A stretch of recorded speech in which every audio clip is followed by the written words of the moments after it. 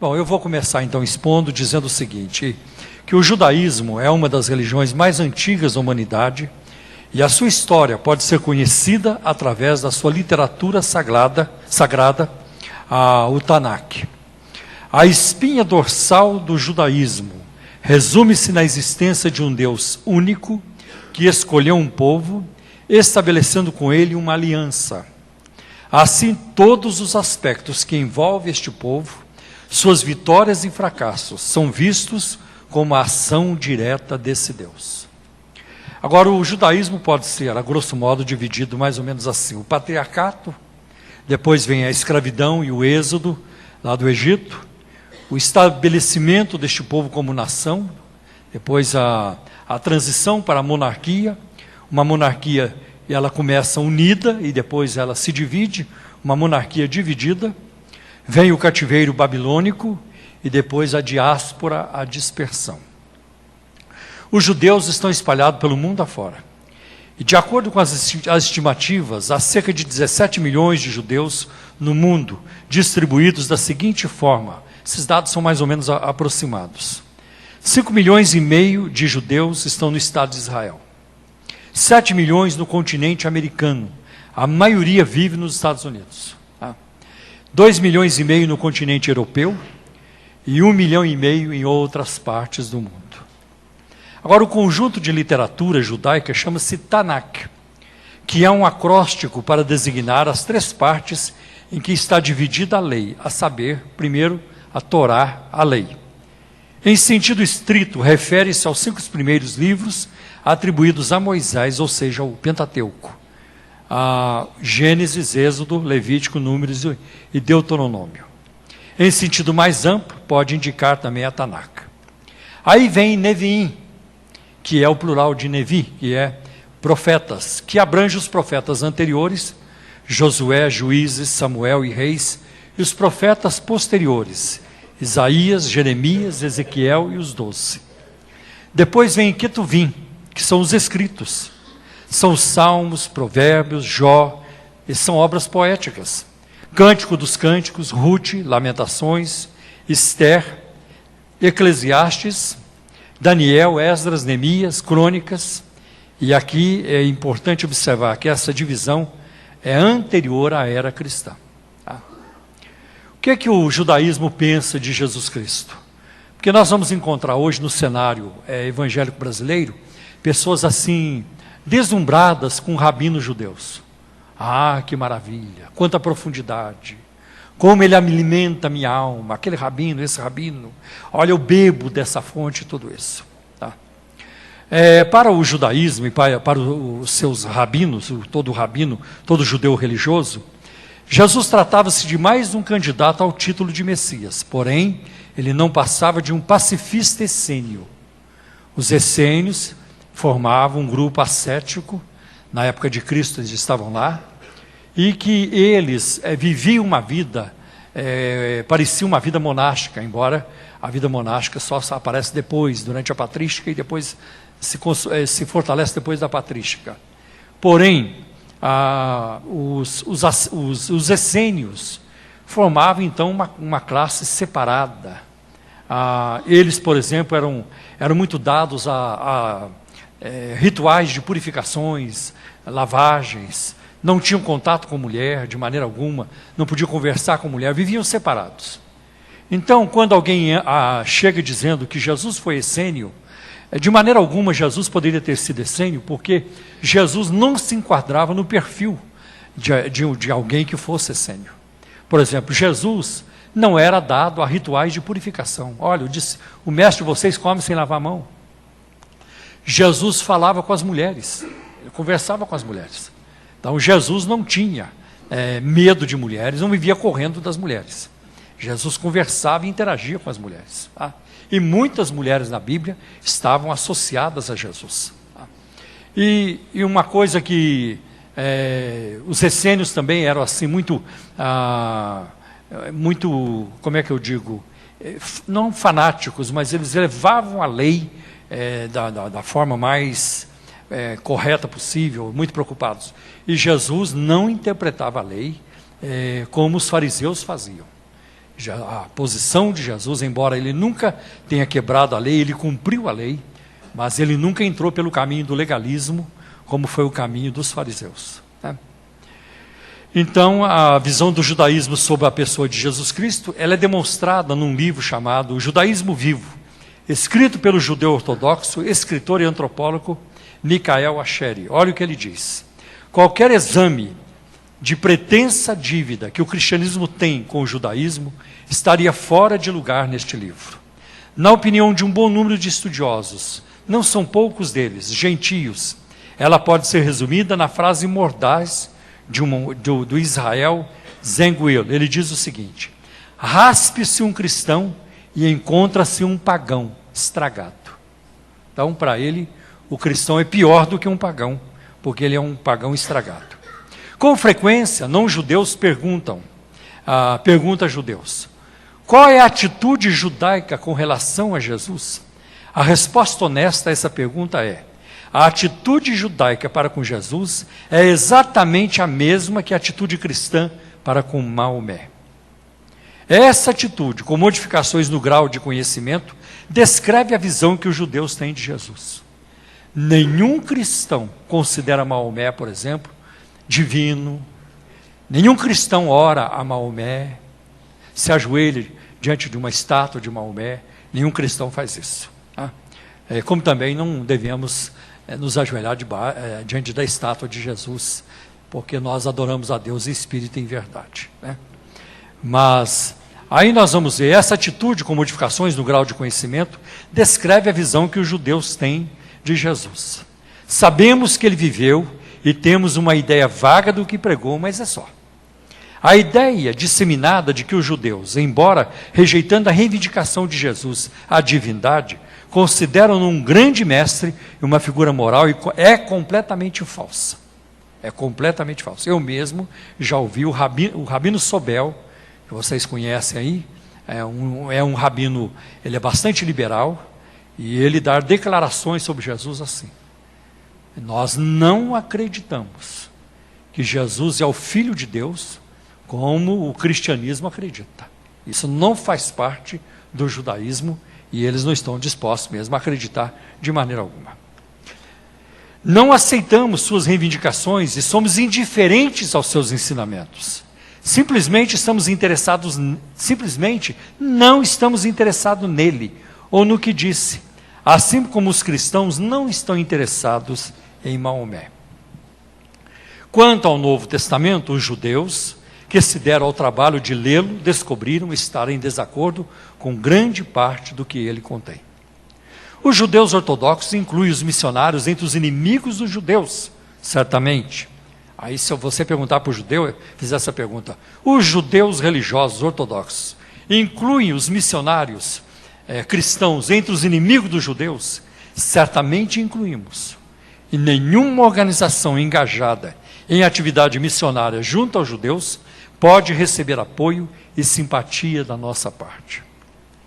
Algo parecido tem acontecido na igreja brasileira nos dias atuais, com essa tentativa de volta ao judaísmo. Os judaizantes modernos ensinam que devemos guardar as festas judaicas, ler a Torá nos cultos e etc. É muito comum vermos hoje cristãos usando os quipás, aqueles bonezinhos usados pelos judeus, buscando ligações genealógicas com o povo israelita para que possam obter nacionalidade judia, entre outras coisas. Às vezes acontece um irmão, alguém chegar no nosso meio com um quipá na cabeça e ele falar para você: eu sou da tribo de Benjamim, eu sou da tribo de Manassés, alguma coisa assim. Mas a gente sabe que ele nasceu lá no sul de Minas, então nasceu lá no Rio Grande do Sul. Ele é mais carioca do que judeu, pode ter certeza. Então, é complicado isso, né? Então, buscando ligações, né? Para que possa obter nacionalidade judia, entre outras coisas. Até mesmo nos cultos de algumas igrejas, músicas e danças judaicas foram inseridas. Em nome do amor a Israel, a bandeira da nação é colocada na igreja. Agora eu pergunto: como é que você evangelizaria um muçulmano, um árabe, que vem à sua igreja e vê a bandeira de Israel lá no púlpito? É complicado isso. É complicado. Tá? Vocês sabem muito bem que nós aqui não fazemos nenhuma campanha contra a celebração do Natal e festa de Natal e tudo isso. Mas se a gente estiver evangelizando uma testemunha de Jeová, é muito complicado ela vir, né?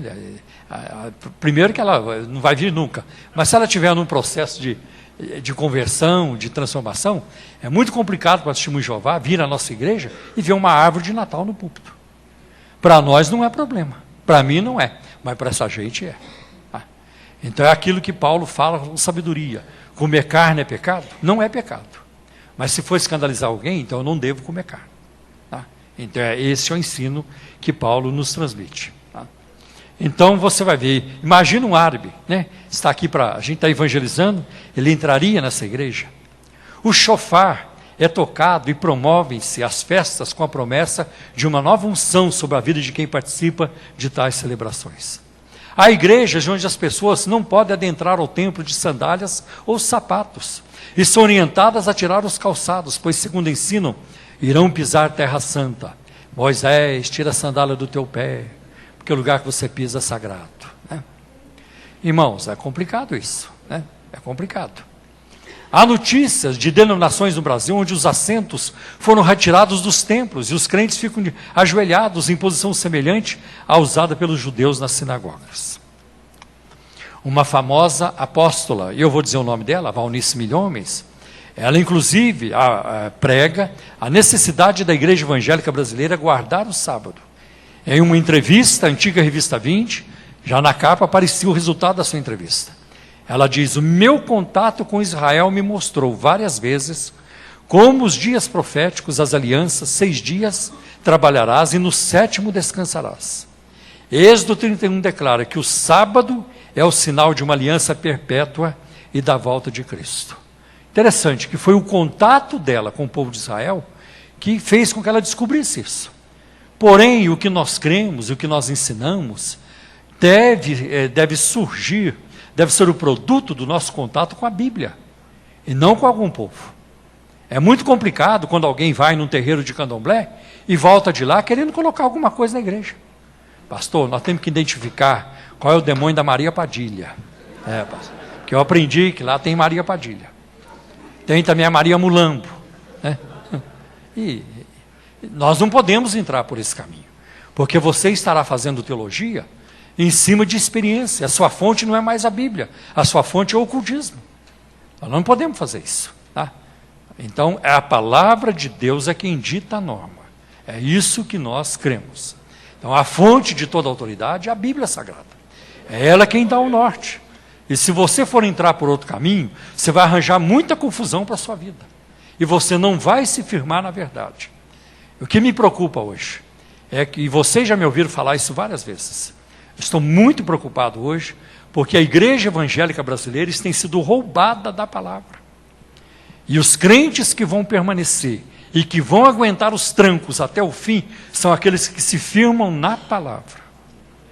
Irmãos, com toda a minha fé pentecostal, mas a gente não se firma em dom de profecia.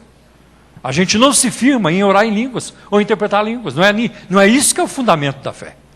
O fundamento da fé é a Bíblia Sagrada, a palavra de Deus, e é ela quem nos revela a Cristo. É ela quem promove a Cristo. Então é por aí que nós devemos caminhar. É muito complicado quando você liga o rádio e você ouve pastores e pregadores interagindo com os ouvintes. A irmã vai fazer algum propósito? Vou, irmão. Vou sim. Propósito, por quê, irmã? Pelo meu filho está nas drogas. A irmã vai fazer o propósito de quanto? Se você disser, vou fazer um propósito de R$1.000. Ô, irmã, teu filho está liberto, eu declaro agora. Mas se o propósito for de R$10, irmã, vai ter que ter muita fé, né, irmã? Vai tendo fé aí, irmão. Um dia Deus faz a obra, aquele negócio todo. Né? Então, esse é o tipo de cristianismo que nós encontramos hoje, ao nosso redor. A gente convive com isso o tempo todo. Tá?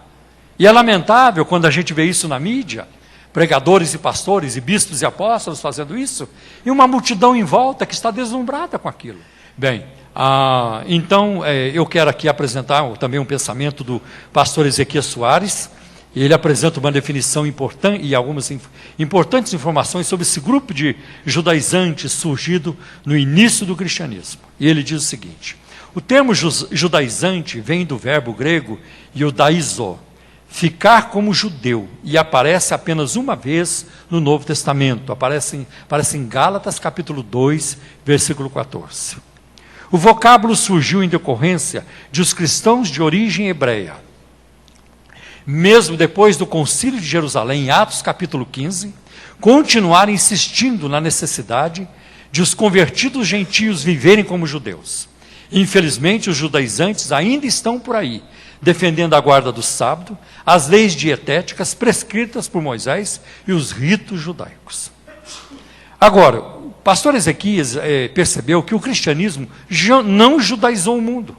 O cristianismo teve origem no contexto judaico e deste recebeu uma rica herança teológica e ética. Tanto que nós costumamos dizer, a nossa fé é judaico-cristã. Não tem como você não ter um pezinho lá no Antigo Testamento. Porque a promessa veio de lá, porque as coisas começaram lá. Tá? Não tem como você ter um Novo Testamento ou um Segundo Testamento sem o primeiro, sem o Antigo Testamento. Nós sabemos disso, que o Novo interpreta o Velho, que as profecias não do Velho, do Antigo, porque a palavra velho não deve ser usada mais, politicamente não está correta, mas as profecias do Antigo Testamento cumprem-se no Novo, né? Muitas delas na pessoa de Cristo, então isso é importante. Haja vista que o próprio Cristo, nascido conforme a lei, Gálatas 4:4, cresceu e viveu dentro da cultura judaica, isso está em Lucas 2, versículos 40 a 43. Durante o seu ministério, Jesus reconheceu as escrituras hebraicas e a autoridade de Moisés. Moisés escreveu, Moisés disse isso. Né? Jesus foi circuncidado ao 8º dia para seguir a lei de Moisés, em obediência à lei de Moisés. Isso você vai ver em Marcos 7, versículo 13, em Lucas 5, versículo 14. Todavia, Jesus não pregou costumes judaicos. Seus apóstolos não judaizaram o mundo. O apóstolo Paulo, discursando no Areópago de Atenas, ou pregando lá, não deu uma aula sobre as 4 leis hebraicas que no Antigo Testamento formam o nome Jeová, Yahvé, ou tetagrama. Sua preocupação era pregar a principal mensagem do cristianismo, a morte e a ressurreição de Cristo. Essa era a tônica da pregação apostólica. Os pregadores do Novo Testamento, eles tinham esse viés, ou essa visão. Cristo morreu e ressuscitou para a nossa justificação. A prova disso é 1 Coríntios 2, quando Paulo escreve, nada propus saber entre vós, senão Jesus Cristo e este crucificado. Então essa era a tônica. Você vê em Atos capítulo 20, a partir do versículo 17, Paulo dizendo aos líderes de Éfeso, que eu andei por aí, pregando a conversão a Deus e a fé em nosso Senhor Jesus Cristo. Então essa foi a tônica. Bem, uma outra coisa que existe em relação ao cristianismo judaizante são as pressões. Os judaizantes foram os principais perseguidores do apóstolo Paulo. Acusavam-no de pregar contra a lei. Isso está em Atos 21, 28, Gálatas 2, versículos 4 e 5. Eles perturbavam as igrejas em Antioquia da Síria e na Galácia, ensinando que os gentios deviam tornar-se judeus para serem salvos. Atos capítulo 15, versículos 1 e versículo 5 fala sobre isso. Parece que os tais apresentavam-se como que enviados de Tiago, como está em Gálatas 2:12. No entanto, apesar de terem saído de Jerusalém, não se achavam autorizados a falar em nome de Tiago. E você vai ver isso em Atos 15 e o versículo 24. Quais os perigos dessa influência judaica no cristianismo? Na ação dos judaizantes, os apóstolos viam 2 problemas sérios. A ameaça à liberdade cristã e o perigo do cristianismo tornar-se uma mera seita judaica. Os judaizantes alteravam o cerne do evangelho, colocando a lei como complemento da obra de Jesus no Calvário. Era de fato outro evangelho, razão pela qual o apóstolo Paulo censurou gravemente. Gálatas 1 e 8. Ainda que eu mesmo, o anjo do céu, vos anunciasse outro evangelho que eu não tenha anunciado, seja maldito, seja anátema. E no versículo 3, a palavra de Paulo é muito mais forte, quando ele chama os Gálatas de trouxas, quando ele chama os Gálatas de idiotas, como se diz, vocês são bobos. Ó insensatos Gálatas. Tá? Então Paulo diz que aquilo que ele estava fazendo era uma insensatez, de dar ouvido aos judaizantes. Tá? Porque Paulo fundou a igreja na Galácia e pregou-lhes a graça de Deus. Tá? E nós temos muita dificuldade com a graça de Deus. E eu vou deixar uma frase aqui para você pensar. Vou deixar essa frase com você agora para você pensar. A nossa tendência para aceitar os castigos de Deus, a punição de Deus, é muito maior do que para aceitar o perdão de Deus. Ou, em outras palavras, nós temos muito mais facilidade para sermos punidos por Deus do que para sermos perdoados por Deus. Se nós erramos e não acontece nada de ruim, nós ficamos assim, mas por que Deus ainda não me castigou? Por que está demorando? Será que Deus não viu? Será que eu escapei? E Deus não age assim. Não é desse jeito. Não é porque você fez um erro, lá vai a paulada. A segunda vai ser mais forte. A terceira é para matar de uma vez. Esse não é o Deus da Bíblia. Ele não é o Deus da Bíblia, que é longânimo, paciente, especialista em perdão, um expert em perdão, que tem uma folha, um currículo enorme de perdoar. Se você olhar no currículo de Deus, ele sabe fazer tudo, mas só para ilustrar, senão vão pensar que eu estou ensinando uma heresia, mas parece que o que ele mais sabe é amar e perdoar, e sabe nos suportar também. Eu sei que Deus sabe tudo, não é só isso não. Mas nós temos mais facilidades para aceitarmos as punições de Deus do que o perdão de Deus. E quando Deus perdoa, a gente fica assim, nossa, o que foi? Será que ele não enxergou direito? Não me conhece direito? Não. Pense nisso. Muitos crentes no Brasil têm dificuldade em entender a graça de Deus, que é favor imerecido, que coisa boa acontece para quem não presta, coisa ruim acontece para quem presta, e coisa boa acontece para quem presta também e vice-versa. Que tudo que nós recebemos, não recebemos porque merecemos, de maneira alguma, mas por causa da sua graça, seu amor, e que nos amou desde antes da fundação do mundo, nos conheceu assim. Então, bom, vamos lá. Aí Paulo foi à Galácia e começou a igreja, pregou a graça. Que bênção, os Gálatas estavam felizes. Paulo foi embora, apareceu um grupo, Pai do Senhor, irmão, Pai do Senhor, um grupo de terno e gravata. Não, estou dizendo que é pecado usar terno e gravata. Eu uso, todo domingo eu estou aqui de terno e gravata. Mas tem uma turma aí que se não puser gravata, complicado. Você sabe que houve uma época, eu não sei se ainda é assim, mas na década de 70, quando você subia no púlpito para dar um testemunho, ou falar, dar uma palavra, você tinha que começar a pregação assim, saúde os irmãos com a paz do Senhor. Se você começasse a pregação, Deus abençoe vocês, irmão. Ih, o irmão está fora. O irmão não está bem espiritualmente. Se você subisse no púlpito e começasse assim, queridos irmãos, pela graça de Deus, tem uma questão, ih, não dá para ouvir essa pregação. Esqueceu, saúde os irmãos com a paz do Senhor. E no culto de ar livre, tinha que acrescentar outra coisa. Saúde os irmãos com a paz do Senhor e os ouvintes com a boa tarde de salvação. Não podia comentar os ouvintes. Já coloca ali os ouvintes, saúde os irmãos, com a paz do Senhor. Agora vocês estão perdidos. Então eu não posso cumprimentar vocês da mesma forma que eu cumprimento os irmãos. Quer dizer, é uma coisa muito complicada. Sabe, eu já vivi, são 40 anos de fé evangélica, eu já vivi o suficiente para ver gente piedosa que cai no mais profundo lamaçal, sabe, perde tudo, e sei lá, e vira um negócio terrível, horrível. E também já vi gente que não vale nada, gente safada, imunda. De repente Deus transforma e está ali uma pessoa equilibrada, uma pessoa que rende para o reino, cheia de sabedoria, poder do Espírito Santo. Você olha assim, mas como é que pode? É a graça de Deus. É a graça de Deus. Então é importante ter isso em perspectiva. Os irmãos chegaram lá. E aí começaram a conversar com os irmãos da Galácia. E aí, irmão, no sábado? Não, aqui não tem negócio de sábado, não. Não. Vocês não guardam o sábado? Não. Quem é que falou o negócio de sábado? O apóstolo Paulo não falou nada disso. É verdade. A gente conhece o irmão Paulo. O irmão Paulo tem um evangelho meio complicado, mas nós viemos aqui para consertar isso. Nós vamos consertar.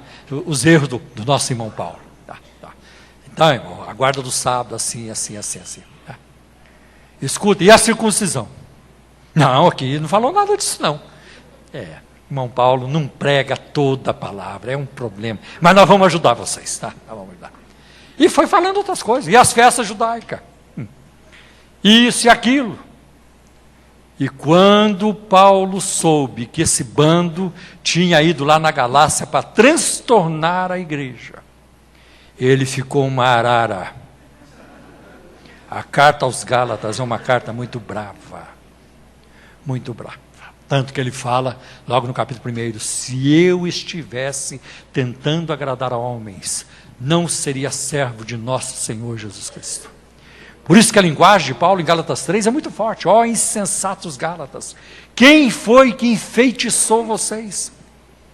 Porque o verbo ali, farmakeia no grego, de onde temos o termo farmácia, que antigamente significava poder para manipular poções, para poderes mágicos.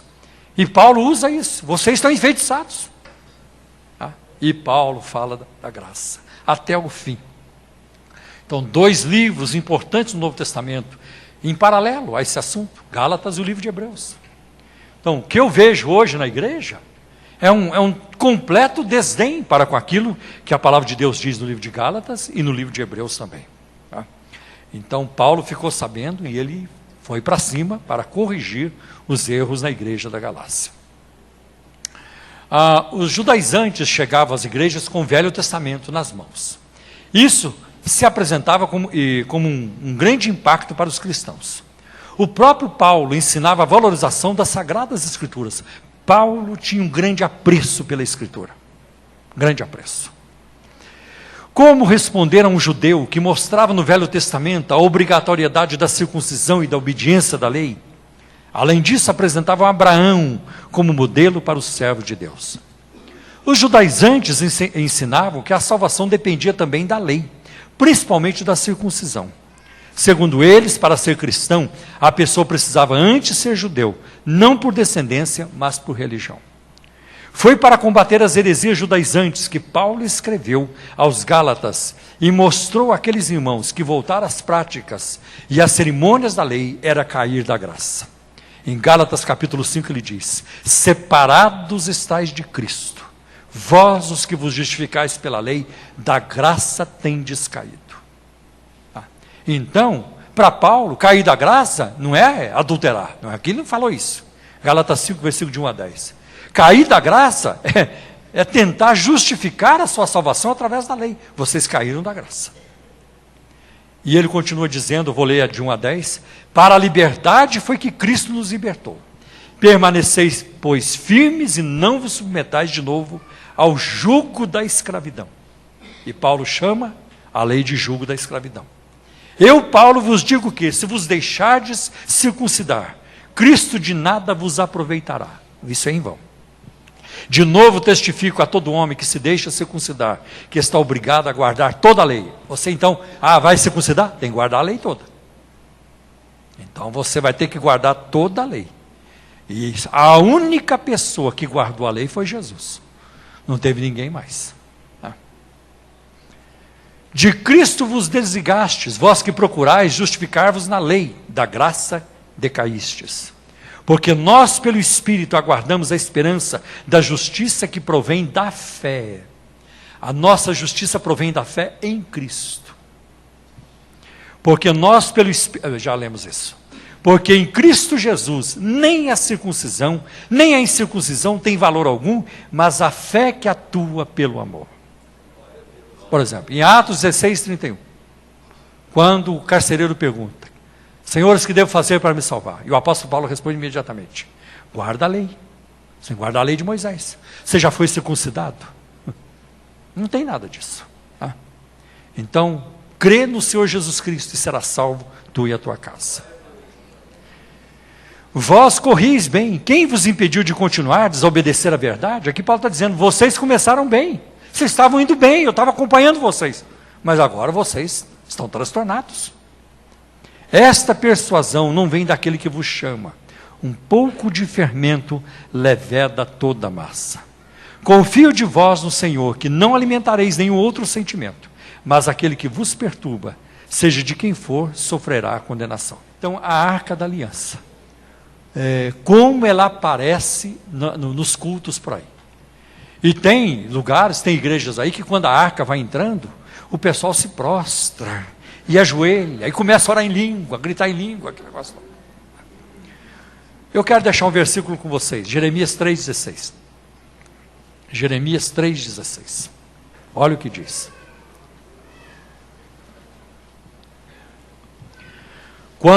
Eu vou esperar um pouquinho, porque vocês ainda estão procurando, mas eu acho interessante. Quem tiver a Bíblia de Estudo NVI, a nota de rodapé deste versículo, é muito interessante também. Agora, eu gostei muito da versão da Almeida atualizada e da NVI. A corrigida não explica muito, mas a atualizada e a NVI explicam bem. E aqui a palavra que está em Jeremias 3,16 diz, Jeremias 3,16, quando vocês aumentarem e se multiplicarem na sua terra, naqueles dias, declara o Senhor, não dirão mais, a arca da aliança do Senhor. Não pensarão mais nisso, nem se lembrarão dela. Não sentirão sua falta, nem se fará outra arca. Não é para fazer outra arca. Não é nem para fazer. Agora, como é que essa turma faz? É complicado isso. Agora, a nota de rodapé da Bíblia NVI explica esse negócio. Tá? Naqueles dias, o que significa? Na era messiânica. De acordo com os versículos 18, depois Jeremias 31, 39. Tá? Quanto ao sentido mais integral do hebraico assim traduzido, veja, aí você vai ter que ver depois a nota de rodapé em Gênesis 1, 28. Nem se fará outra arca. O que significa isso? A arca da aliança, antissímbolo da presença real de Deus, de acordo com 1 Samuel 4 e 3, será irrelevante quando chegar o Messias. Então nós não precisamos mais da arca, por causa da presença do Messias. Por isso que o hino 430 da harpa cristã diz, é Jesus a nossa arca, é Jesus a minha arca, em que posso repousar, uma coisa assim. Jesus é a nossa arca. E o shofar? O shofar é aquele chifre de carneiro, né? E que é tocado também. Então, se você pesquisar na internet, você vai encontrar vários toques de shofar, são toques diferentes, primeiro toque, segundo toque, terceiro, quarto e assim por diante. Tá? Então, só a turma que é treinada, a quem Deus revelou, aquele negócio todo, vai poder tocar isso. Mas eles dizem que o shofar, ele tem uma forma curva, porque é para nos lembrar que devemos nos curvar diante de Deus. Eu não sabia. Como é que pode? Quer dizer que ninguém que usou o shofar ao longo da história da igreja sabia disso. Lutero não sabia, João Calvino não sabia, Spurgeon não sabia, John Wesley não sabia disso. Olha, é complicado. Outra coisa que eles dizem é que o seu som chama ao despertamento. Quantos avivamentos na história da igreja? Vê se eles usaram o shofar. Se Jonathan Edwards usou o shofar. Vê se os grandes avivamentos da história, vamos trazer o shofar, irmão, vai entrar a arca, irmão, tudo isso. Isso é confusão na obra de Deus. Isso é confusão no meio do povo de Deus. Irmãos, eu não tenho poder, é claro, nem posso ter, de legislar na igreja dos outros. Nem posso e nem quero, Deus me livre. Senão eu teria que assumir responsabilidade por eles. Mas a minha obrigação e a sua é de nos atermos à verdade da palavra de Deus. E falar essa verdade, com amor, mas falar. Então, outra coisa, o shofar chama ao arrependimento. Se isso fosse bíblico, João Batista usaria o shofar. Arrependei-vos. Ele teria que usar. Ainda mais João, está lá inserido no judaísmo. Mas João Batista nunca usou o shofar. Nunca usou o shofar. E eles dizem ainda que o shofar tem ligação com a volta de Cristo, som de trombeta. O Senhor Jesus virá, né, com a voz de arcanjo, som de trombeta. Nada tem a ver com o shofar. Como é que alguém vai colocar um apetrecho que é usado no Antigo Testamento e que tem no Novo Testamento. Não tem nada a ver. Não tem nada a ver. Então não tem ligação. Quando fala som de trombeta, é que a volta de Cristo será conhecida. Não é algo que vai ficar para sempre, ninguém vai ficar sabendo, não. Ela provocará um barulho, e muito grande, com certeza. E aí tem a menorá, o candelabro, que é descrito lá em Êxodo, capítulo 25, versículo de 31 a 37. E depois no capítulo 37, versículo 17 a 24. Este candelabro era formado por 7 lamparinas feitas de ouro batido. Ele era formado por uma haste central, com 3 ramificações de cada lado. Eu até esqueci de trazer, eu tenho aqui. Eu não tenho, eu não uso não, irmão, é só para... Está lá na estante para enfeitar, para pesquisa. Né? Aliás, eu tenho um punhado de coisa que é complicada, mas está aí porque faz parte da pesquisa. Tá? Ele era guardado no lado sul do primeiro compartimento do tabernáculo. Ficava aceso todas as noites, quando era apagado, e limpo todas as manhãs, a fim de estar pronto para o uso à noite. Algodão embebido em azeite de oliva alimentava as chamas e mantinha o candelabro aceso. Quando o templo de Salomão substituiu o tabernáculo, foram utilizados 10 candelabros, ao invés de apenas um. Isso está em 1 Reis, capítulo 7, versículo 49, e 2 Crônicas, capítulo 4, versículo 7. Durante o exílio babilônico, os candelabros, juntamente com outros artigos do templo, foram saqueados e levados pelos caldeus. O novo templo de Zorobabel voltou a utilizar apenas um candelabro. Isso você vai encontrar, é um livro que não está na Bíblia, está na Bíblia Católica, porque é um livro apócrifo. Primeiro Macabeu, capítulo 1, versículo 21, depois o capítulo 4, versículo 49. Quando o general Tito conquistou Jerusalém, no ano 70 depois de Cristo, o candelabro de ouro foi removido para Roma, onde posteriormente passou a adornar o famoso Arco de Tito, construído no ano 91 depois de Cristo, como monumento em homenagem ao triunfo romano sobre Jerusalém e sobre o judaísmo. E aí tem o quipá, que o uso do quipá também, que faz parte da indumentária judaica, e segundo alguns judeus messiânicos, eles dão a seguinte informação: quipá simboliza que há alguém acima de você. O significado da palavra quipá é arco, que fica compreensível quando pensamos em seu formato, aqui na cabeça. A quipá é um lembrete constante da presença de Deus. Relembra o homem de que existe alguém acima dele, de que há alguém maior que o está acompanhando em todos os lugares, e está sempre o protegendo, como o arco e o guiando. Onde quer que vá, o judeu está sempre acompanhado de Deus.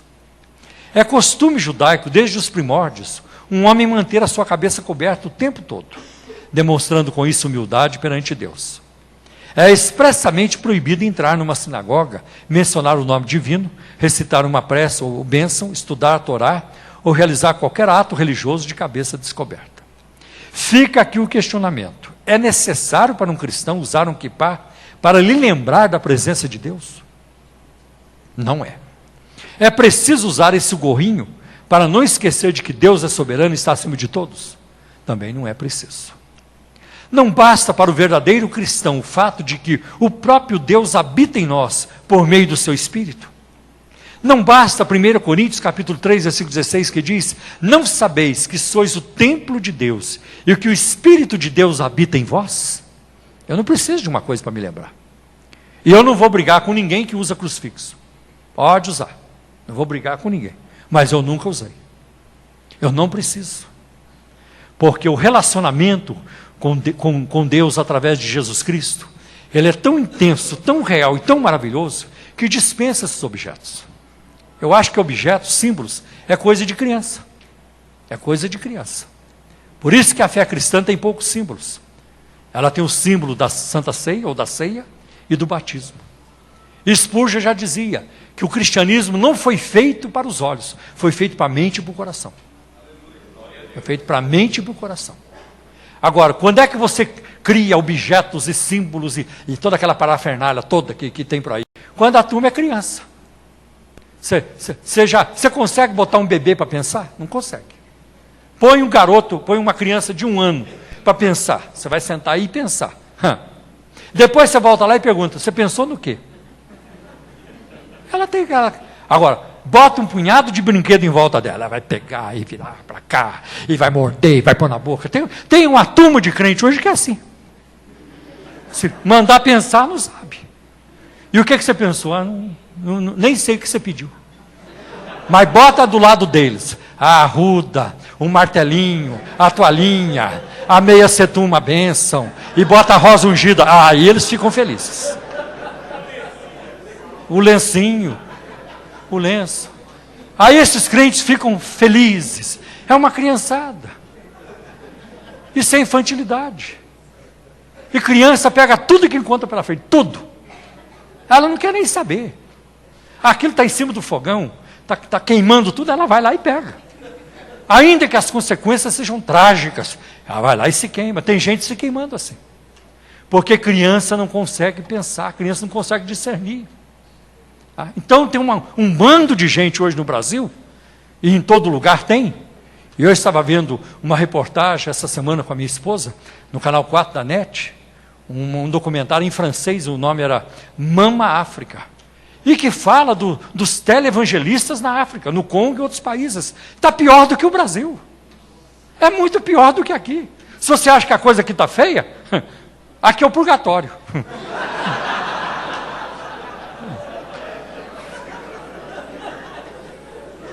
É verdade.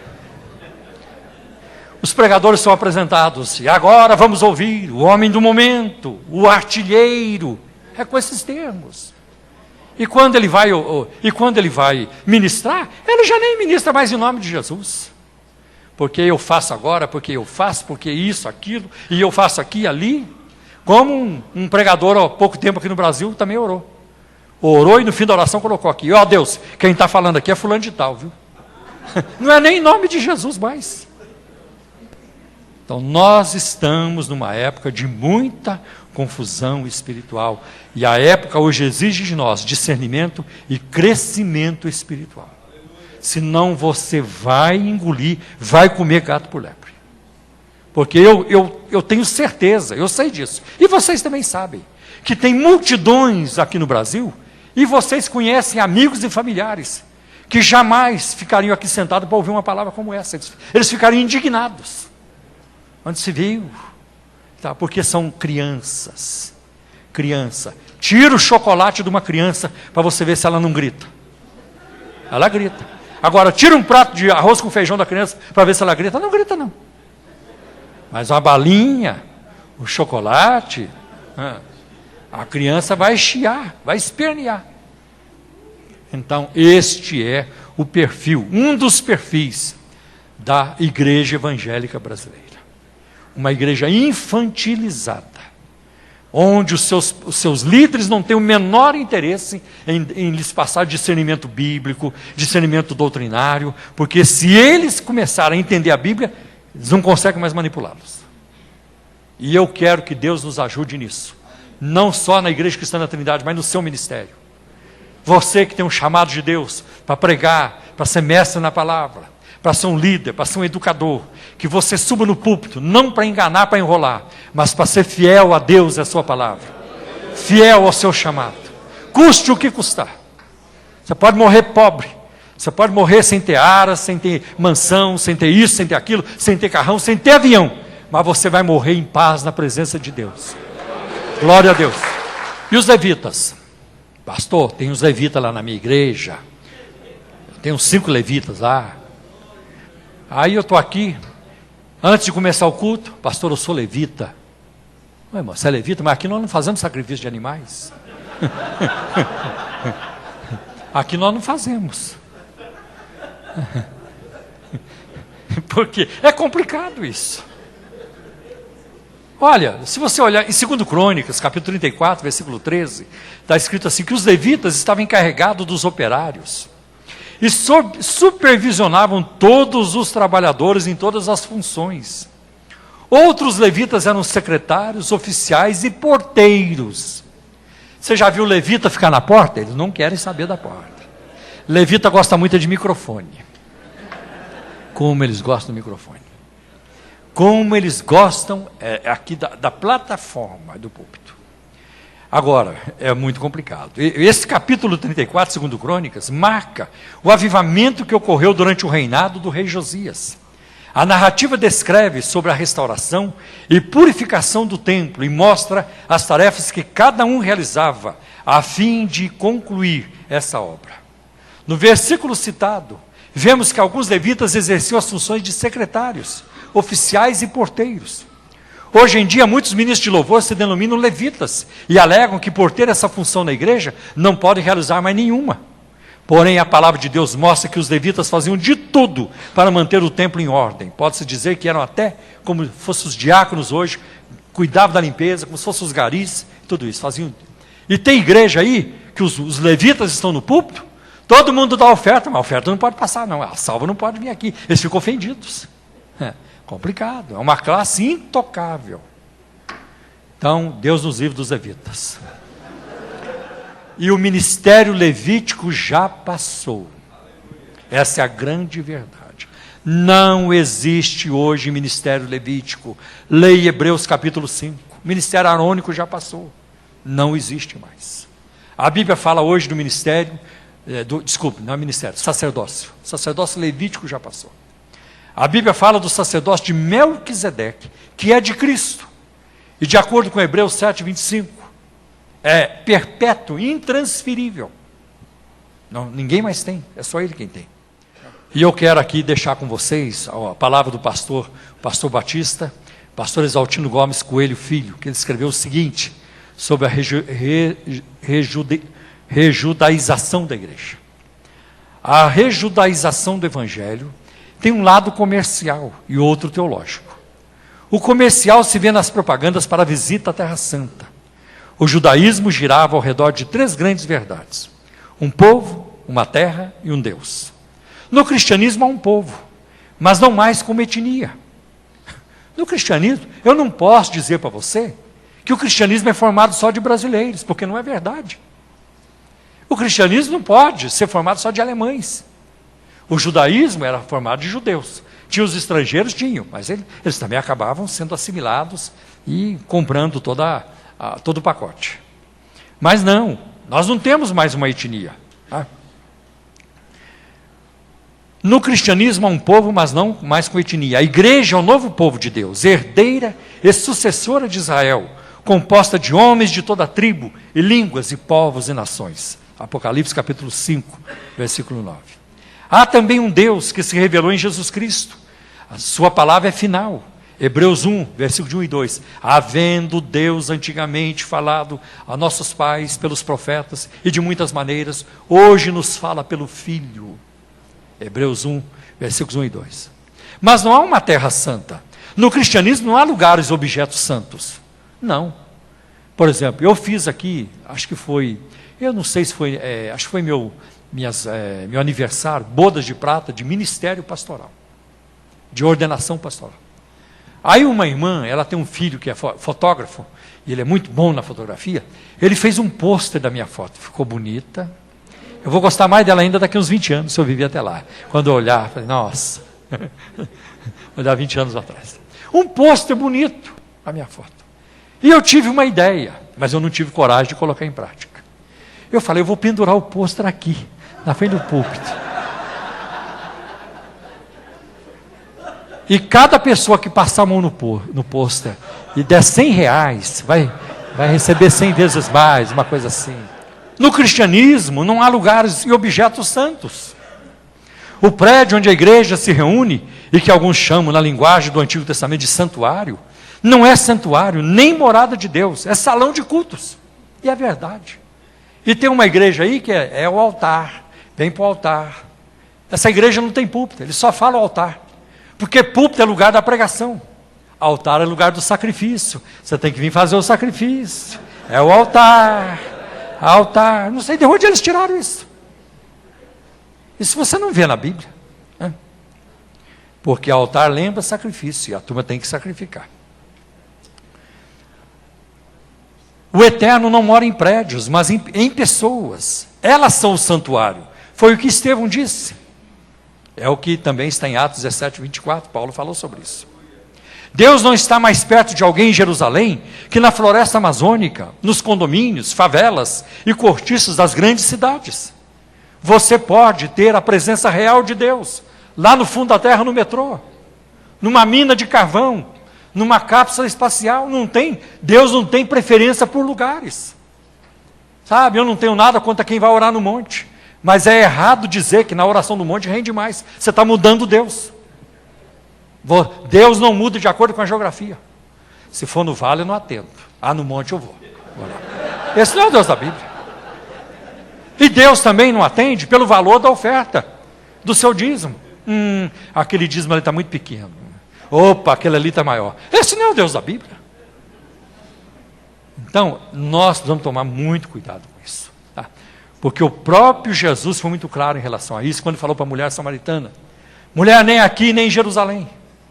Por isso que Paulo fala a Timóteo: eu quero que os homens orem em todo lugar. Porque Deus não está preso a um lugar geográfico, a um ponto geográfico. No cristianismo, santo não é o lugar, são as pessoas. Não é o lugar que tem que ser santo, nós que temos que ser santos. Tá? Por isso que a turma ficou preocupada. Pastor, só vai entrar lá, levar a igreja para lá foi um bingo. E nem que tivesse sido num terreiro. Maior que está em nós do que aquele que estava aqui. Ora, é assim que eu entendo. A propaganda gera uma teologia defeituosa. Pessoas vão a Israel para se batizar nas águas onde Jesus se batizou. Ora, o batismo é único, singular e sem repetição. Ele segue a conversão e mostra o engajamento, o envolvimento da pessoa no propósito eterno de Deus. Uma pessoa que foi batizada após conversão e profissão de fé, numa igreja bíblica, não se batiza no Rio Jordão. Não tem necessidade para isso. Apenas tem um banho. E sem o sentido filosófico do ser e do vir a ser de Heráclito, aquele que não é Jordão, onde Jesus foi batizado, porque as águas são outras. É verdade. Ninguém nunca entra no mesmo rio, você sabia?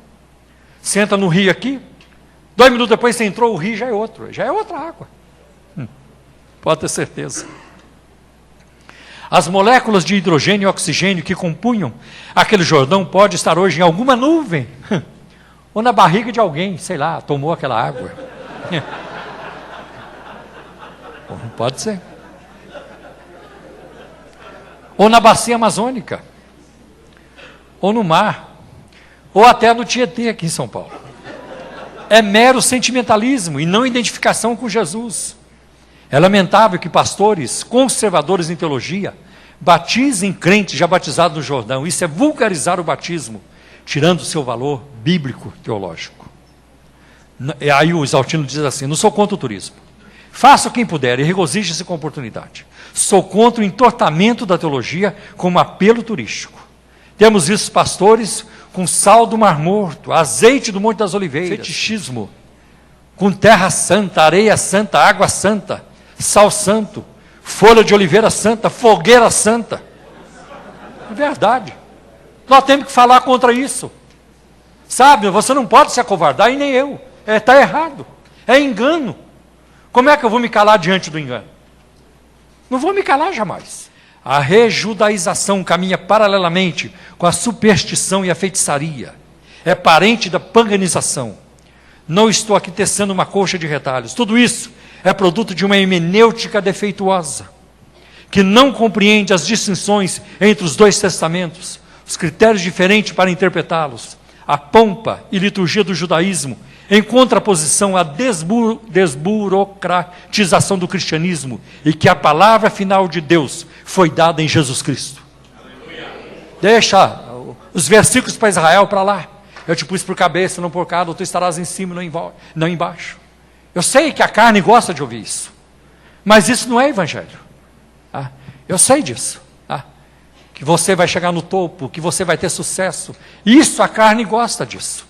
Mas melhor do que isso, é o perdão dos nossos pecados em Jesus Cristo. É a vida eterna. É a promessa de um dia contemplar a sua face.